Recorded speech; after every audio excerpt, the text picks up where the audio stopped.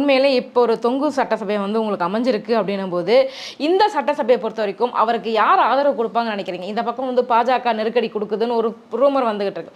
இந்த பக்கம் விசிக, கம்யூனிஸ்ட் எல்லாம் காங்கிரஸ் எல்லாம் பேசிக்கிட்டு இருக்காங்க அப்படின்றாங்க. அதிமுக கிட்ட இருந்து எம்எல்ஏக்கள் போவாங்க அப்படின்னு சொல்றாங்க. ஒரு அசம்ஷன் சொல்லுங்க, எப்படி ஆட்சி அமைப்பார்? இல்லை, இப்போ காங்கிரஸ், கம்யூனிஸ்டுகள், சிறுத்தை இவர்கள் ஆதரவு கொடுத்தா ஆட்சி நிற்கும். அவர்களும் தயார். நிபந்தனையற்ற ஆதரவுக்கு அவர்களும் தயார். ஆனால் மினிஸ்டர் கேட்பாங்கல்ல, அமைச்சர். நிபந்தனையற்ற ஆதரவுனால மினிஸ்டர் வேண்டாம்னு தான் அர்த்தம். நிபந்தனையற்ற ஆதரவுனா மினிஸ்டர் வேண்டாம், நான் உங்களுக்கு ஆதரவு தரோம், நீங்கள் ஆட்சி நடத்துங்க, ஊழலற்று ஆட்சி நடத்துங்க, கம்யூனிஸ்டுகள் வழிகாட்டுதல்படி ஆட்சி நடத்துங்க. இதுக்கு அவர் தயார், ஒத்துக்கிட்டார்.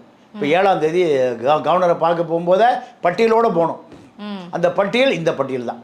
இது தெரிஞ்சு திமுக உடனே ஒரு கூட்டணி கட்சிகளுடைய கூட்டத்தை கூட்டியிருக்காங்க. அந்த கூட்டணி உடைந்து விட்டது. திமுக கூட்டணி பலவீனமான கூட்டணியாக போச்சு. நீங்கள் திமுகலேருந்து விலை அதிமுக போவான், அதிமுக விலை திமுகவுக்கு வருவான்.